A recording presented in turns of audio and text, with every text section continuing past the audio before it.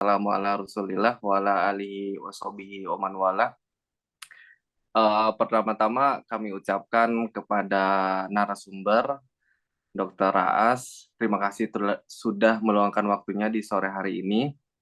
Terus yang kedua, kami ucapkan juga kepada Akhi Al-Aziz, Al-Ustadz Rizky Prayogo yang telah memberikan wadah kepada kita untuk bisa sharing ilmu di Ramadan tahun sekarang ini.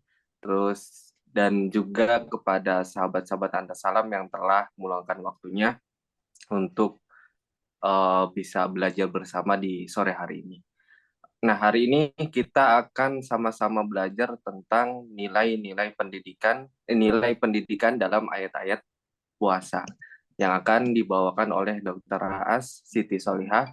Kami persilakan share screen dan Zoom-nya kepada beliau. Oke, baik, terima kasih. Bismillahirrahmanirrahim. Assalamualaikum warahmatullahi wabarakatuh. Waalaikumsalam warahmatullahi Waalaikumsalam warahmatullahi wabarakatuh. Alhamdulillahirabbil alamin wa bihi nasta'in ala umuri dunya waddin. Wassalatu wassalamu ala asyrofil anbiya'i wal mursalin wa ala alihi washabihi ajmain amma ba'du.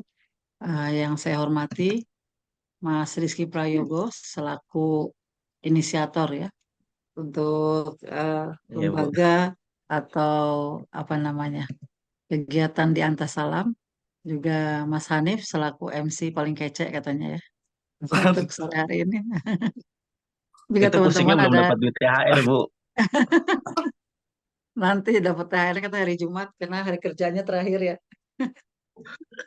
Ada Mbak Nurlia Safitri, ini Nurlia masuk PTIK atau yang mana ya? Ada juga Kakak UA dan Mbak Anggun, juga Mbak Meme dan Mbak Unisa ya. Nah, kita masih menunggu nanti teman-teman yang lain.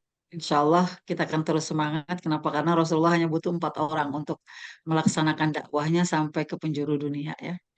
Nah, jadi ketika teman-teman sudah berdakwah dan sudah melakukan maksimal, ya, insya Allah ini akan menjadi yang pertama amal soleh tentunya, dan yang kedua insya Allah ini menjadi apa percikan investasi untuk teman-teman semua ya. Harapannya seperti itu. Oke, baik teman-teman Amin. semua, terima kasih atas undangannya. Senang sekali pada kesempatan sore hari ini saya bisa sharing insya Allah bersama teman-teman semua, terutama Mas Rizky yang tidak pernah melupakan saya ya. Dan Alhamdulillah silaturahim kita tetap terjalin dengan baik, meskipun sudah alumni ya Mas ya. Iya, Bu. Sekarang di Paramadina S2-nya. Masya Allah, di Paramani jurusannya apa? Islamic Studies. Cuma nanti insya Allah kalau kan sekarang harus linear juga, Bu. Kepikiran mau S2 lagi di PTIK. Cuman kayaknya Tafsir langsung ya? doktoral aja deh. Oh iya, boleh tuh. Nanti S1 tafsir hadis ya? Ilmu tafsir Kalau ya? S1-nya udah, Bu. Udah tafsir. Usuludin kan kemarin ya, berarti nanti S3-nya ambil bisa yang ilmu tafsir yang S3 PTIQ ya. Iya, betul. Insya Allah. Mudah-mudahan PTIQ tetap di hati katanya ya. Gitu. Ya, insya Allah semester ini udah sidang proposal tesis sih, Bu. Insya Allah, Rizky. Masya Allah, kapan sidang ke KUA? Apa sudah? Belum. Ya, belum, belum. Belum. Ya Belum nanti dulu kelihatan. kata Mas Hanif juga mau ikutan katanya kalau sidang ke KUA ya. Insya Oke, Allah, Bu. Insya Allah ya. Baik, mudah-mudahan semuanya dilancarkan ya, aktivitasnya dilancarkan dan juga cita-citanya juga dilancarkan. Insya Allah Amin. hari ini materi saya tentang nilai-nilai pendidikan dalam pelaksanaan puasa ya. Sepertinya teman-teman semua ini sudah hal yang luar biasa bagi teman-teman ya untuk sharing mengenai nilai apa saja sih yang ada dalam puasa. Tetapi saya akan membuka materi sharing kita ini dengan memberi sharing tentang pendidikan dalam perspektif Al-Qur'an yang terlebih dahulu. Kenapa? Karena dari makna pendidikan itu, terus dari mana tujuan dan dari mana prinsip, kita akan tahu ternyata nilai-nilai dalam pendidikan itu sangat erat kaitannya dengan nilai-nilai puasa yang kita laksanakan pada kesempatan hari ini. Ya. Oke, baik, mohon izin saya akan share screen ya. Oke, terlihat ya. Tuh, siap udah, Bu. Oke, ini yang akan kita bahas nanti. Saya akan memulai untuk membahas mengenai terminologi pendidikan dalam Al-Quran terlebih dahulu. Kenapa? Karena ayat yang berkaitan dengan puasa itu sangat erat kaitannya dengan ayat yang berkaitan dengan pendidikan juga ya. Selanjutnya tentang tujuan pendidikan dalam Al-Quran. Kenapa manusia itu memiliki tujuan pendidikan ya, dan Al-Quran banyak berbicara mengenai hal yang berkaitan dengan pendidikan. Terus prinsip pendidikan dalam Al-Quran juga nanti baru kita akan iriskan dengan nilai-nilai pendidikan dalam puasa. Oke, baik. Kita akan memulai yang pertama. Kata pendidikan itu dalam Al-Quran itu dimaknai dengan berbagai terminologi. Ya. Saya di sini menuliskan kira-kira ada 5 terminologi yang akan kita sharingkan pada kesempatan sore hari ini. Yang pertama adalah tarbiyah. Mungkin sering dengar nih, apalagi yang pernah jurusan tarbiyah ya. Apa sih kok bisa? Kenapa sih hubungannya pendidikan dengan tarbiyah? Ya, kalau dimaknai ya, roba itu mengatur. Tarbiyah itu dari kata roba itu mengatur.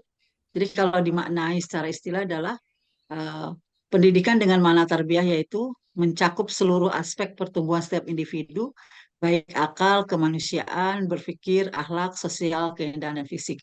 Jadi makna tarbiyah, makna pendidikan dengan term tarbiyah itu bagaimana setiap student, setiap siswa, atau setiap pelajar itu mampu aspek pertumbuhan setiap individunya itu mereka memiliki akal, terus memiliki sisi kemanusiaan, humanis, dapat berpikir dengan baik, memiliki akhlak yang sempurna tentunya, terus memiliki nilai-nilai sosial yang baik, dan juga memiliki keindahan dan fisik yang dapat dilaksanakan dan dapat diaplikasikan dalam kehidupan sehari-hari. Mana maka term tarbiyah dalam term pendidikan dalam terminologi tarbiyah ini cakupannya lumayan luas ya.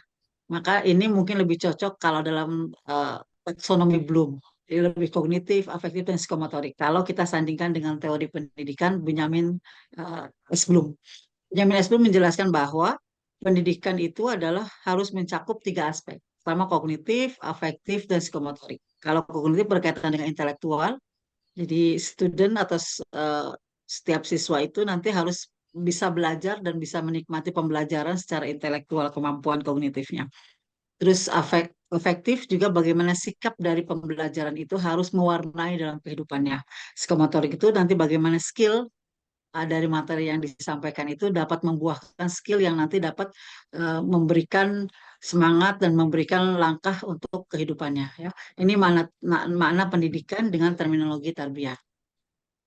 Selanjutnya ada makna pendidikan dengan terminologi taklim. Mungkin kita pernah dengar ya, majelis taklim atau kajian atau taklim ya. Kita sedang ada taklim. Nah, sebenarnya makna taklim untuk makna pendidikan itu hanya sebatas pembelajaran bersifat kognitif. Jadi hanya menyampaikan materi. Kalau yang tarbiyah tadi harus lebih sosialnya diperhatikan, berpikirnya diperhatikan, akhlaknya diperhatikan. Maka kalau taklim itu memposisikan terminologinya hanya menyampaikan materi saja.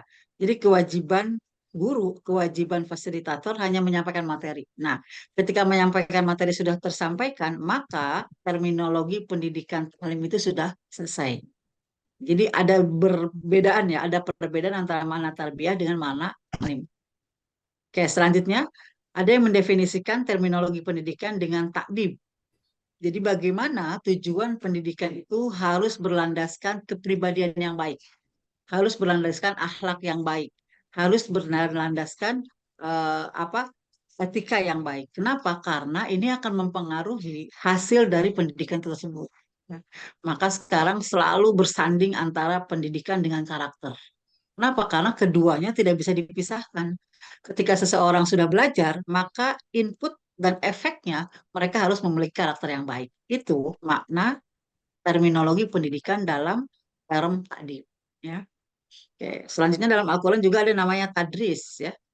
Tadris itu dimaknai sebagai proses pembelajaran yang kontinu, sistematis, dan terus-menerus. Contoh misalnya di sekolah ya, mulai dari menyimak, mengamati, mendalami materi, ya, mengupayakan untuk memahami sampai pada aplikasi dan materi tersebut dapat dihafal dengan baik. Jadi mulai dari sistematika penyusunan, sistematika pendidikan, metode, media, ya, itu dilakukan dengan baik, maka itu terminologi pendidikannya cocok dengan nama tadris. Ini mungkin yang sekolah-sekolah formal yang biasa kita lakukan ya. Mulai dari memberikan metode yang baik, model yang baik, terus juga media yang baik, dan berkesinambungan dan sistematis, maka itu mana pendidikan dalam kategori tadris. Akan tetapi, jika makna pendidikannya akan berfokus pada kesucian hati, ya, tazkiyatun nafs, maka cocok terminologinya dengan nama tazkiyah. Jadi menurut terminologi tazkiyah itu, seorang guru tidak akan berhasil mendidik anak-anaknya kalau tidak memiliki kesucian hati. Seorang guru tidak akan berhasil mendidik anak-anaknya kalau tidak positive thinking. Nah, ini makna pendidikan. Maka dari kelima makna pendidikan ini yang menjadi acuan kita. Mau di posisi yang mana kita mengambil posisi terminologi pendidikan. Oh, saya lebih senang, Bu, kalau terminologi pendidikan dalam arti tazkiyah. Kenapa? Oh iya, guru yang baik adalah guru yang lemah lembut. Guru yang baik adalah guru yang menjadi contoh. Guru yang baik adalah guru yang punya perasaan yang sayang terhadap siswanya. Maka itu akan menghadirkan energi positif di kelas. Sehingga materi yang disampaikan anak-anak akan terasa menyenangkan. Tidak kaku, misalkan itu. Maka itu terminologi tazkiyah, ya. Jadi kelima terminologi ini terminologi atau definisi secara harfiah, secara kata-kata yang ada dalam Al-Quran. Mulai dari tarbiyah, ta'lim, ya, terus lagi tazkiyah, tadris, dan juga tadi ada takdim. Nah, kenapa ini menjadi terminologi yang menjadi penguat kata pendidikan? Karena dari sinilah seorang guru akan memulai nanti bagaimana mengaplikasikan pengajarannya. Ya, kalau hanya taklim saja, menyampaikan saja, misalkan itu cocoknya di majlis taklim, ya. Kalau kita atau misalkan kegiatan-kegiatan yang sifatnya apa sifatnya itu sementara, tidak terus kontinu gitu. Nah, itu taklim, ya. Nah, jadi ini mana-mana pilihan yang bisa kita lakukan dalam pendidikan. Nah, kenapa sih ada makna pendidikan yang berkaitan dengan kesucian hati, ada yang bermakna dengan sistematika pembelajaran, ada yang bermakna dengan materi, ya. Karena kalau kita lihat dari tujuan pendidikan, ya, prinsip pendidikan dalam Al-Qur'an ini yang nanti akan berkaitan dengan bulan puasa, dengan kegiatan puasa kita. Kenapa?